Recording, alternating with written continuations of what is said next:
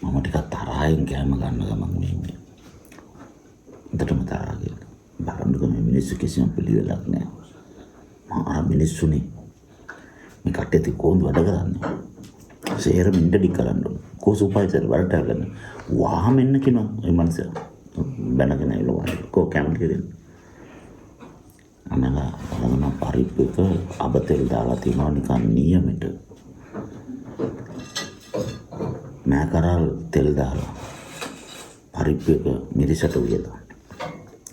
සම්බෝලයක් අඹරලා තියනවා කන්න ලෝභ හිතෙනවා. දැන් මේක කාපු ගමන් ඒ රස තැවරිච්ච ගමන් දර මානසිකත වෙනස් වෙන්නේ නැද්ද? තරහ මානසික. රසට යාගේ දේශසහගත සසංකාරික සිතක් බලපෑමකට පත් කර ගන්න පුළුවන්කමක් තිබුණා නේ.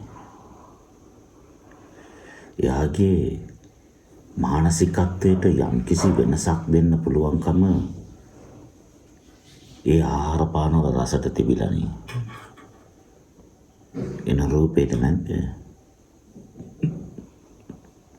හොඳට ඉන්න මිනිස්සෙකුට මොන හරි කියනවා. කුපිත වෙනවා. ශබ්දයට පුළුවන්කම තිබිලා නේ යාගේ මානසිකත්වයට වෙනස දෙන්න. රසායන වෙනස ඇති කරා. මෙන්න මේක තමයි ආනාපාන සතිය වලට ඇප්ලයි කරලා තියෙන්නේ. සයන්ස් වලින් බුදුදහම විස්තර කරන්න බෑ. හැබැයි බුදුදහම විස්තර කරනකොට ඒක තුළ සයන්ස් එකක් තමයි විස්තර වෙන්නේ. චේතනාම් භික්කවේ කම්මං වදාමි කියන එක බුදුරජාණන් වහන්සේ දහමක් තමයි දේශනා කළේ. හැබැයි දහමෙන් පිළිඹු වෙලා තියෙන්නේ අන්තර්ගත වෙලා තියෙන්නේ විද්‍යාව. විද්‍යාව උදපාදි කියලා දේශනා කරේ.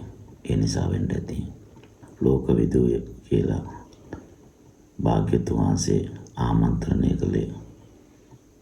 ඒ නිසා වෙන්න ඇති.